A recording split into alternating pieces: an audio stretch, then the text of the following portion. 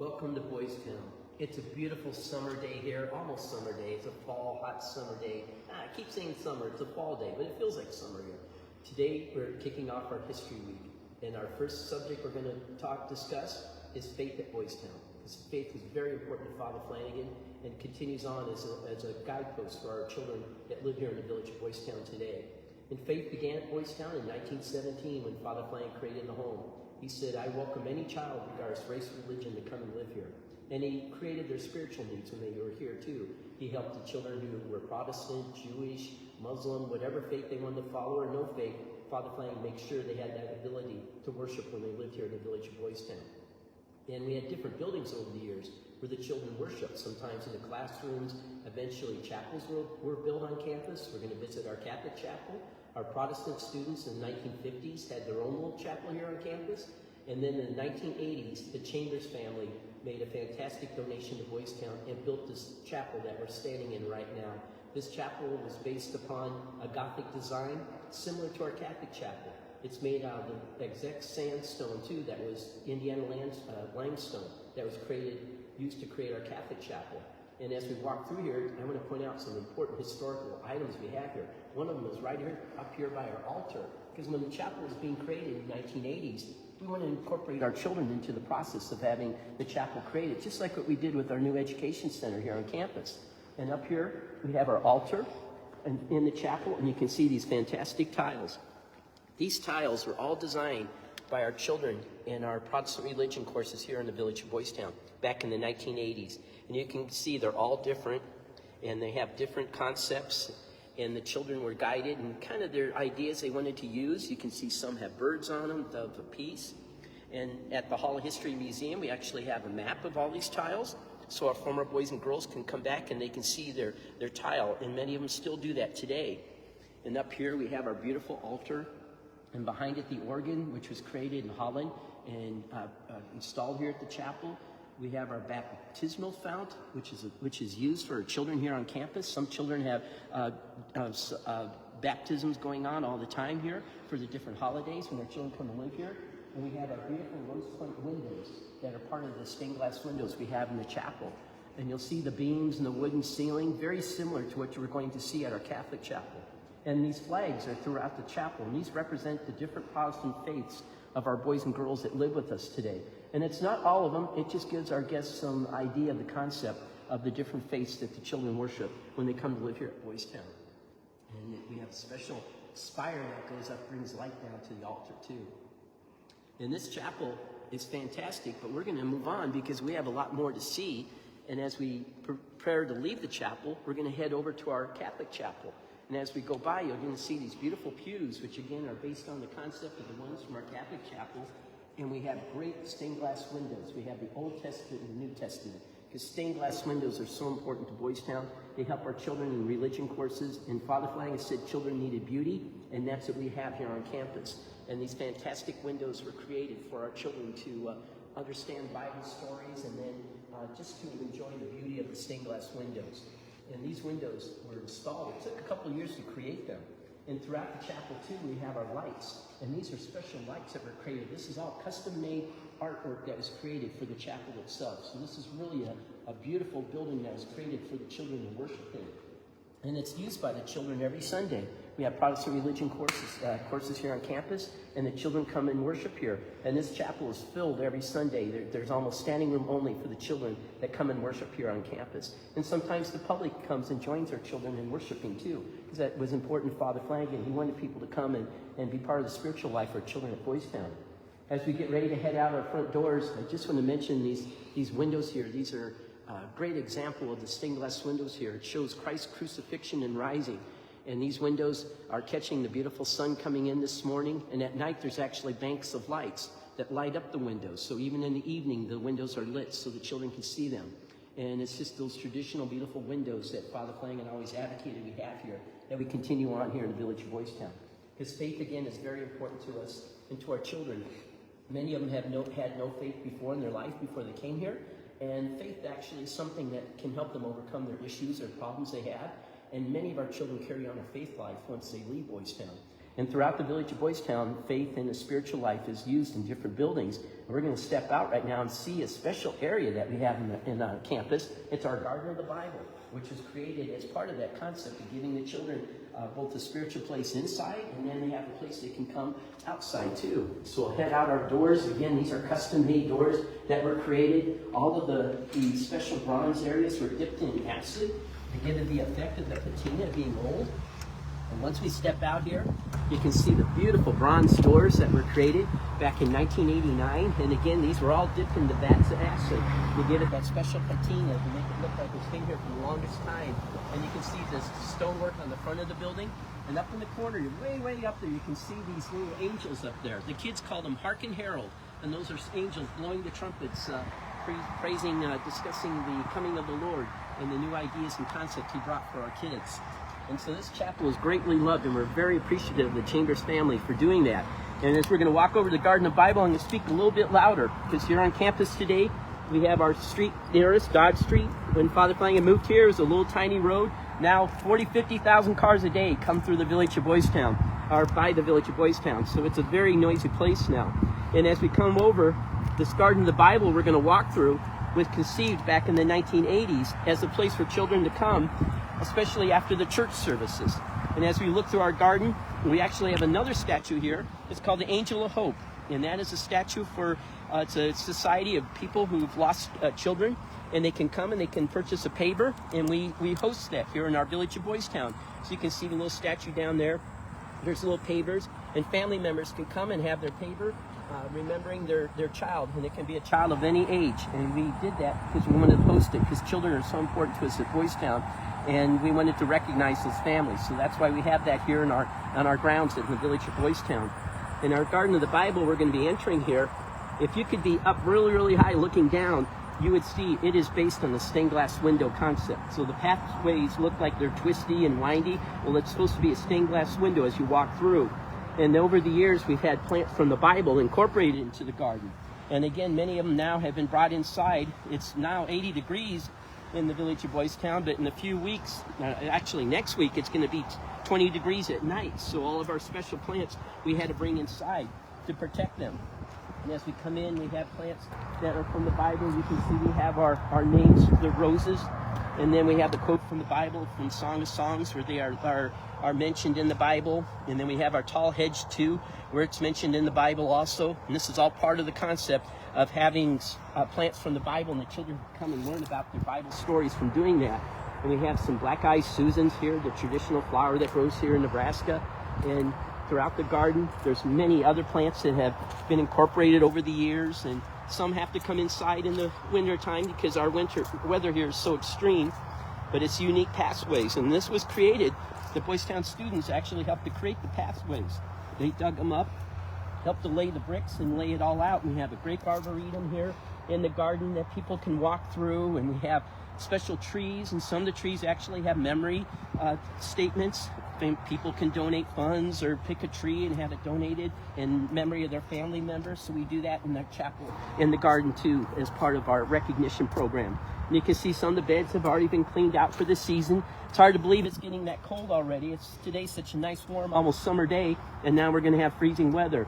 But people are invited to come by anytime they want to and walk through our garden and learn about the history of the Bible and what it represents, the plants in the Bible. It's very important. We do that for our boys and girls so they can understand the stories that are so important. This area here had just been cleaned out this morning. This is the figs. And again, it talks about Proverbs, where it's located, and then people can come and see the quote too. And we have actually guides that people can borrow. We have those at the Hall of History if they like to come and learn the guide about the plants here.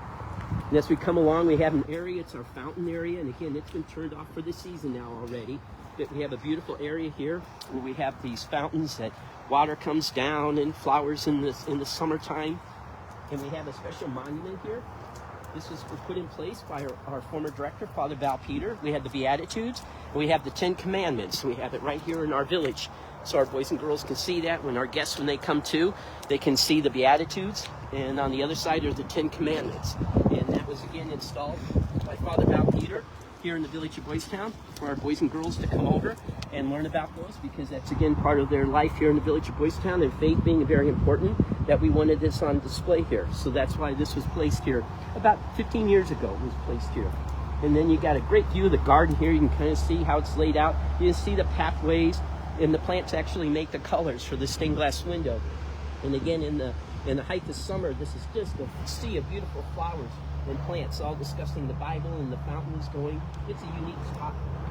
And many people come here. You'll see our students and just the public will come, and they'll spend time walking through the garden of the Bible, and then they can come and sit. We have a little area down here, which is a great bench, where some of our children can come and they can sit and they can pray and just have a little conversation with God.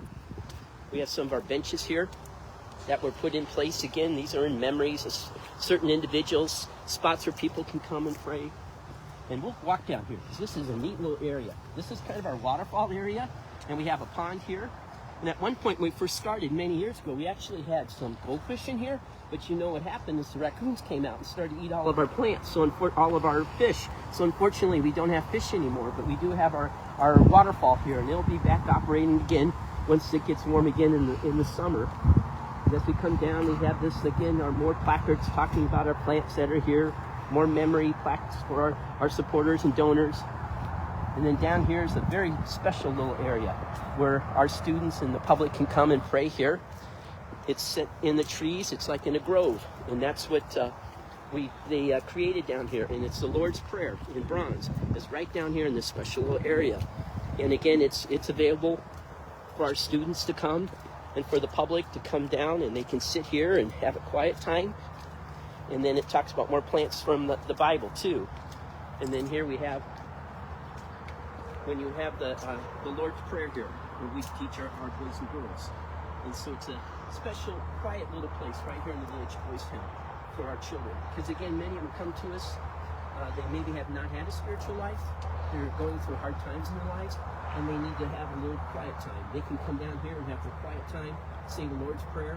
If they don't have a faith, they can actually just come here and have a quiet time too. So that's why these special holy places were created in the village of Boys Town for our boys and girls. And now we're kind of heading over to our Catholic chapel. Mass has just been going on at the chapel, so we might have some of the parishioners still at our Catholic chapel roaming around. So we'll try to stay away from them so we don't interfere with them.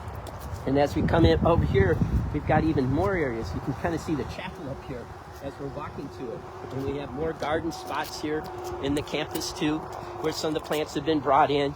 And the brickwork here is fantastic. It was, again, all created by our kids here and our staff on campus. And it takes a lot of work to maintain it. But that's what the children do here in the village with our team of horticulturists to keep the village going. So it's a very, very unique village and area. And then we have kind of an area about rock. And it talks about different individuals too. And it represents those individuals as a little memory for that person when they can do that here in the village of Boys Town. And you can kind of see off in the distance our open areas here that we have on campus. And that's part of the idea of having a nice open area for the campus for our children. They can go and play, and they have their space. We try to plant as many trees as we want to create a barrier, because it is getting so noisy with the traffic, and we want it to be a nice quiet place as much as possible for our children. And as we come up here, this is our Catholic chapel, and this was created in 1940. It was a donation by a lady named Miss Marie Dowd. She saw the movie Boys Town, said, I want to give some money to build a dormitory. Father Flanagan said, we already have a dormitory. How about building a Catholic chapel? So she gave around $250,000 to create this chapel. And it's built out of Indiana limestone, the same limestone that was used at our Protestant chapel. And it took about 3 years to create, especially the windows. It took 2 years, and you'll see how magnificent the windows are. And they're actually undergoing a restoration project. And the main chapel itself was here, built in the 1940. And then the addition was done in 1975, and that is actually Father Flanagan's tomb, where we're going to end our visit today as we visit the spiritual places at Boys Town. And right now we'll go up and we'll enter. You can see the big tower that was put in place. There's a neat cornerstone over here that was put in place back in 1939 by Father Flanagan. There's actually a box in there, and it's a memory box, and in there's a letter from Father Flanagan to the successors of Boys Town. You can see an honorary Immaculate Conception Chapel, and it talks about what Father Flanagan would like his successors to do at Boys Town, mainly keeping on the theories and concepts he began and creating a spiritual life for the children here at Boys Town. And what we can do is we'll walk up now and we'll enter the chapel. Again, there's some parishioners kind of leading the chapel, and so we'll kind of walk past them. And this chapel is open for visitors to come 6 days a week. They can come into the chapel and they can visit it and they can worship here. They have mass just about every day. And then we'll step right on in here. We'll come inside. And we'll come into the chapel. And we look again, we'll come down this way because we're going to go into the rectory. This is the rectory where Father Flanagan lived. And as we come around, we can see some of the windows again have been removed. The restoration project is underway. So some of them are a little dark right now because they're being restored. But others have actually completed their restoration project, and this one is underway right now, being restored as we walk through. And then this window again, this restoration, some have actually been completed. As we come along here, this is one of the window sets that's been completed, and each window has a saint. This is actually the Blessed Martin de Porres, and it's a saint that helped children or worked with children, and then they have special messages too. So these are some of the beautiful windows. It took over 2 years to create these windows here in the chapel. And you'll notice, again, it's the same design, same concepts as what was done over at the Protestant chapel here on campus. And we'll come around the corner here, and we'll get to see where Father Flanagan lived on campus. There's a little door right here. This is and this was the rectory where Father Flanagan lived. And not many people had the opportunity to come back here. And it's been turned into a spiritual center for our children today. So right now, we would have entered it back in 1940. This would have been Father Flanagan's sun porch. And he would have had his furniture out here. He would have been sitting out here, especially on winter days, letting the beautiful sunlight come in and getting warm. And right now, again, our children use it for our spiritual center. So you'll see some balls and tables and plants because our boys and girls are using it. And then he lived in this center to the day he died in 1948. And so it's a very, very special place connected to the memory of Father Flanagan and what he did. And now we're going to enter the main part of the building. This was the entryway into the home, the front door. Beautiful staircase. We have photographs of the choir coming and singing for Father, standing on the staircase, and special guests he entertained here. And within the home, he had a special suite of rooms. And his rooms were right down this hallway here. We're going to come in and actually see what would have been Father Flanagan's bedroom and hallway. And again, it's kind of used now as a spiritual center, so we have some chairs and different other furniture sitting around. But we're coming in the doorway here. This would have been the doorway into Father's private study. So in this room here, we have Father Flanagan's private study. And he had a beautiful bay window that he could let the sunlight come in. He had his fireplace in this space, and this was Father's private little area where he could come and he could read and he could work and he could entertain special guests that came to see him. His family members would come and they could gather in here and have special meetings with Father Flanagan. And then he had his study. And this was Father Flanagan's study, dark wood oak study. And this is the original chandelier that was here. And the stained glass windows all tell a story. They're Father Flanagan's favorite saints. We have St. John Bosco, who worked with children, and the Immaculate Conception are two of his favorite saints. And this is where the Oscar sat for many, many years. It's on display now at the Hall of History. It would have sat right on Father Flanagan's desk here in this study that he had. And then this would have been Father's bedroom back in the 1940s. And it's now used as an office. But this is where Father Flanagan would have had his bed and his closet. And he actually had his private restroom here too, which has the most fantastic blue tiles you can imagine. It gives you some sense of what the house looked like when it was built back in 1940. It's the beautiful tiles, because these walls now are very simple, painted the same color. But back in Father Flanagan's day, they had wallpaper and bright colors, and Father Flanagan loved colors and design, so that his restroom kind of gives you some idea what these rooms would look like. And this room was used by Father Flanagan and then used by other directors, all the way up to Father Peter. This is where Father Peter uses his room. So Father Wagner, Father Hupp, and Father Peter all used these rooms when they were director of Boys Town. And they were very special rooms, because if someday his father made a saint, these are rooms where a saint would have lived and would have worked. So they're very special rooms to us here at Boys Town. We preserve them and keep them.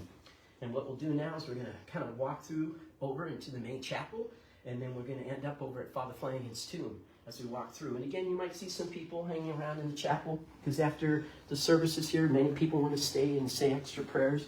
And especially our Catholic chapel is open into the evening, so people can come out and they'll do that. They'll do prayer sessions and have private time, and they're more than welcome to come and do that, because our chapel is open to the public. And as we come through here, you can kind of see the staircase again.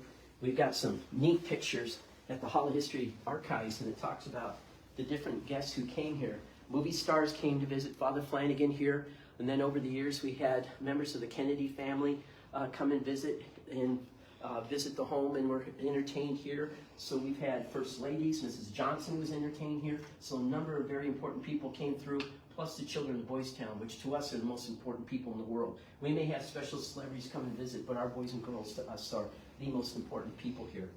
And as we come back out, we'll see again Father's little sun porch area and the beautiful lawn that he had here. He always made himself living right in the heart of the village, so he could look out and see the dormitories where the boys lived. And the boys knew Father Flanagan was here. And on the front door, the knocker still says Father Flanagan. It was left since 1941. So his presence is still very much here within the building. And we'll step over now and come into the chapel here on campus. I'm so glad you're with us here today, because again, many people don't get to see these special locations here on campus. And we thought spirituality is so important to our children. That's when we start with our first history session to do that and show these very special buildings. Now, back in the day, when Father Flanagan lived here, we have stories. His older sister, Miss Nellie, who lived in the house with him here, took care of him as his housekeeper. She'd come to this door, and she would open it up when he was saying Mass. And she could look out here, as you can see. There's the lector right there. And Father Flanagan would be up there saying Mass, and she'd be here peeking at him, make sure he was okay, because he always suffered from poor health. So she always wanted to make sure he was okay. So many people said they look over and see Miss Nellie Flanagan peeking through the door here, checking on her big brother, make sure he was okay. And then we'll kind of proceed on here. In this area, we have our area dedicated to the Virgin Mary. We have our Virgin Mary Chapel. And we have some relics that have been donated to the home over the years that are in place here. We have the pews, or the original pews that were all redone during the pandemic. They were restored and put back in place. And Father Flanagan often said the chapel is a prayer in stone, and he said many a child had come here and prayed and had actually cried in these pews over the decades. And in these pews, this is where you would find Father Flanagan in the evening. He would come here and sit in the pews till almost midnight, reading the Bible, and the boys knew he was here, and they could come over, and many of them would. They'd come over and they'd talk to Father Flanagan and ask him questions. He was always available for the children. That was very important to him, that anybody, regardless of their faith, could come and talk to Father Flanagan, because they knew he'd be here in the chapel reading his Bible. And as we come out here, we can see the altar. And this is, the original altar was taken out with renovations done in the 1960s. But we have our current altar that was done back in the 1990s. And then we have the tabernacle. And you can see the magnificent wooden ceiling that was all restored by Father Peter when the chapel was restored. And it's very similar again to our Protestant chapel. And we have some mosaics that were donated by the Vatican Museum. We have them on either side of the chapel. Those were gifts. Monsignor Wegner's obtained those. And so we have those from the Vatican Museum on display here in our chapel. And then what's unique when you're standing right here is you can look back in the chapel and see the beautiful choir with the stained glass windows on top of it. Again, very similar to the Protestant chapel that we just visited a few minutes ago. And again, we have the original, the ceiling and the lights. And then over here, we actually have the original confessionals. And these were the ones used by Father Flanagan back many, many years ago. And the boys would come over, and this is where they would give their confession to Father Flanagan. So we left those confessionals in place, because these were the ones that would have been used by Father Flanagan. And above it again, you can see the beautiful stained glass windows. These are the religious men that worked with children. And on the other side, we have the religious women. And now we'll work our way back to Father Flanagan's tomb. As we come by again, we're going to see these magnificent windows. They're all done in order. So this is actually the first century right here. And then they work their way down. So we have the first century, the second century. So all these different saints. And each saint has a unique story. And we just created a new booklet that tells the story of these saints. And they're fascinating to read the histories. And again, they're all selected because they were intended to inspire our children here at Boys Town. And so they're very unique. And Father Flanagan helped us select all those. And again, you can see the windows, the intricate work that was done. And you can see the little names of the saints too. Like this is St. Justice here. You can see it kind of come down on a little scroll. So each window has the name of the saint that they're representing. And then this is one of the important windows of Father Flanagan. This is what's called the Irish windows here. So you have St. Patrick up on the left here, and then you'll have St. Columba. And so these are the two major Irish saints that Father Flanagan had installed here in the chapel in honor of his Irish heritage. As we come along, we have some lovely stained glass windows.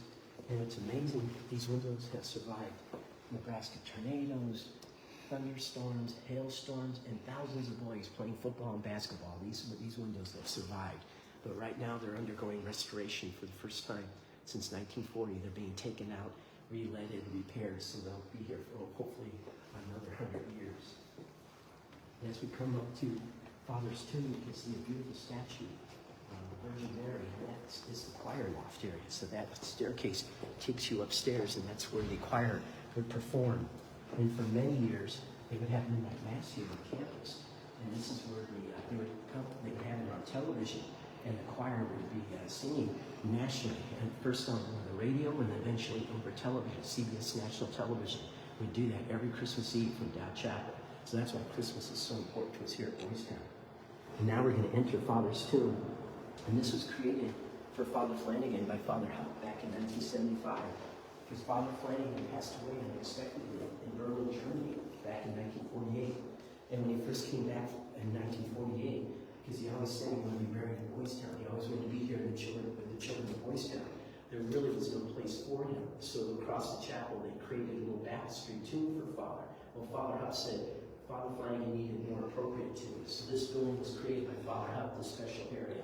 And on top of Father Flanagan's casket is his story of his life, from his birth in Ireland in 1886 all the way to his death in Berlin, Germany.